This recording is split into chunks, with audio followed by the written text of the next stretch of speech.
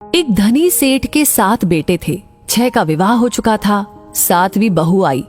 वो सत्संगी माँ बाप की बेटी थी। बचपन से ही सत्संग में जाने से सत्संग बस गया था जीवन में। ससुराल में घर का सारा काम तो नौकर चाकर करते हैं। जेठानियां केवल खाना बनाती है, उसमें भी खटपट होती रहती है। बहू को सुसंस्कार मिले थे कि अपना काम स्वयं करना चाहिए और प्रेम से मिलजुल करके रहना चाहिए। अपना काम स्वयं करने से स्वास्थ्य बढ़िया रहता है। उसने युक्ति खोज निकाली और सुबह जल्दी स्नान करके शुद्ध वस्त्र पहनकर पहले ही रसोई में जा बैठी। जेठानियों ने टोका, लेकिन फिर भी उसने बड़े प्रेम से रसोई बनाई और सबको प्रेम से भोजन कराया। सभी बड़े तृप्त व प्रसन्न हुए। दिन में सास छोटी बहू के पास जाकर बोली, बहू तू सबसे छोटी है, तू रसोई क्यों बनाती है? तेरी 6 जेठानियां हैं। बहू ने कहा, माँ जी, कोई भूखा अतिथि घर आ जाए तो उसको आप भोजन क्यों कराते हैं? सास ने कहा, बहू, शास्त्रों में लिखा है कि अतिथि भगवान का स्वरूप होता है। भोजन पाकर वो तृप्त होता है तो भोजन कराने वाले को बड़ा पुण्य मिलता है। माँ जी, अतिथि को भोजन कराने से पुण्य होता है तो क्या घर वालों को भोजन कराने से पाप होता है? अतिथि में भगवान का स्वरूप है तो घर के सभी लोग भी तो भगवान का ही स्वरूप है, क्योंकि भगवान का निवास तो जीव मात्र में है। और माँ जी, अन्न आपका, बर्तन आपके, सब चीजें आपकी हैं। मैं जरा सी मेहनत करके सब में भगत भाव रख के रसोई बनाकर खिलाने की थोड़ी सी ही सेवा कर लूं तो मुझे पुण्य होगा कि नहीं होगा? सब प्रेम से भोजन करके तृप्त होंगे, प्रसन्न होंगे तो कितना लाभ होगा। इसलिए माँ जी, आप रसोई मुझे बनाने दीजिए। कुछ मेहनत करूंगी तो स्वास्थ्य भी बढ़िया रहेगा। सास ने सोचा कि बहू की बात तो ठीक है, हम इसको सबसे छोटी समझते हैं, पर इसकी बुद्धि सबसे अच्छी है। दूसरे दिन सास सुबह जल्दी स्नान करके रसोई बनाने बैठ गई। बहुओं ने देखा तो बोली, माँ जी, आप परिश्रम क्यों करती हैं? सास ने कहा, तुम्हारी उम्र से मेरी उम्र ज्यादा है, मैं जल्दी मर जाऊंगी। मैं अभी पुण्य नहीं करूंगी तो फिर कब करूंगी? बहुएं बोली, माँ जी, इसमें पुण्य क्या है? ये तो घर का काम है। सास बोली, घर का काम करने से पाप होता है क्या? जब भूखे व्यक्तियों को, साधुओं को भोजन कराने से पुण्य होता है तो क्या घर वालों को भोजन कराने से पाप होता है? सभी में ईश्वर का वास है। सास की बातें सुनकर सब बहुओं को लगा कि इस बात का तो हमने कभी ख्याल ही नहीं किया। ये युक्ति तो बहुत ही बढ़िया है। अब जो बहू पहले जग जाए वो रसोई बनाने बैठ जाए। पहले जो भाव था कि तू रसोई बना तो 6 बारी बंधी थी, लेकिन अब मैं बनाऊं, ये भाव हुआ तो 8 बारियां बंध गई। 2 और बढ़ गए, सास और छोटी बहू। काम करने में तू कर, इससे काम बढ़ जाता है और आदमी कम हो जाते हैं। पर मैं करूं, इससे काम हल्का हो जाता है और आदमी बढ़ जाते हैं। छोटी बहू उत्साही थी। सोचा कि अब तो रोटी बनाने में चौथे दिन बारी आती है, फिर क्या किया जाए। घर में गेहूं पीसने की चक्की पड़ी थी। उसने उससे गेहूं पीसने शुरू कर दिए।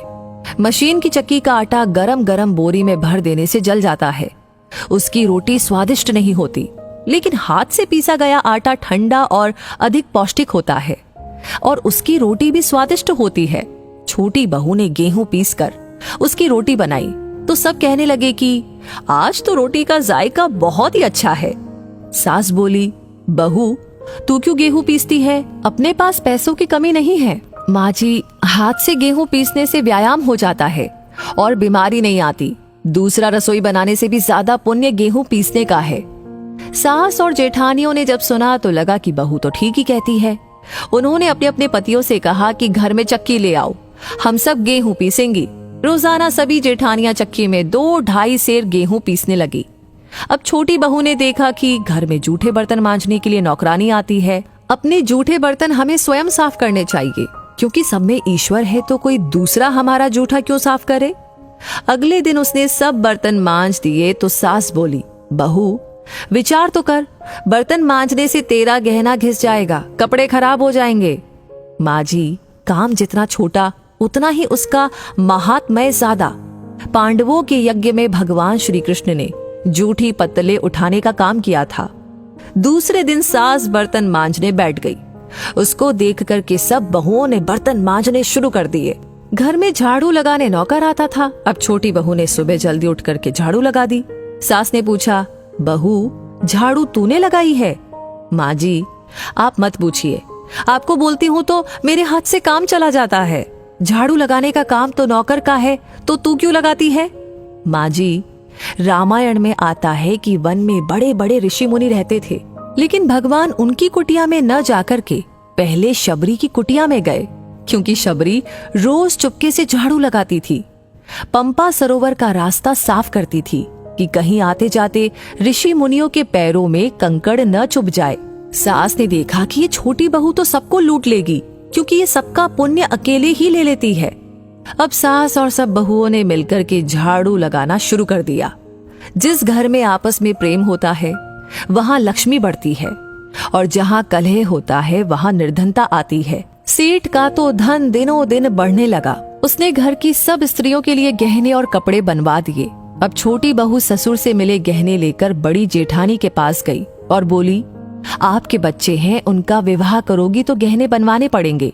मेरे तो अभी कोई बच्चा है नहीं, इसलिए इन गहनों को आप रख लीजिए। गहने जेठानी को देकर बहू ने कुछ पैसे और कपड़े नौकरों में बांट दिए। सास ने देखा तो बोली, बहू, ये तुम क्या करती हो? तेरे ससुर ने सबको गहने बनवा कर दिए हैं और तूने वो जेठानी को दे दिए और पैसे कपड़े नौकरों में बांट दिए। माँ जी, मैं अकेले इतना इकट्ठा करके क्या करूंगी? अपनी वस्तु किसी जरूरतमंद के काम आए तो आत्मिक संतोष मिलता है, और दान करने का तो अमिट पुण्य होता ही है। सास को बहू की बात लग गई।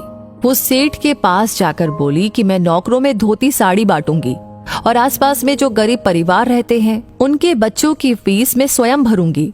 अपने पास कितना धन है, किसी के काम आए तो अच्छा ही है, न जाने कब मौत आ जाए और सब यहीं पर पड़ा रह जाए।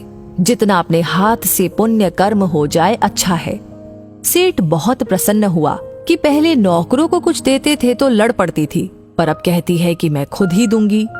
सास दूसरों को वस्तुएं देने लगी तो ये देख कर के दूसरी बहुएं भी देने लगी।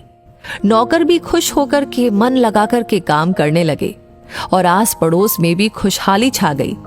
श्रेष्ठ मनुष्य जो जो आचरण करता है दूसरे मनुष्य वैसा वैसा ही करते हैं।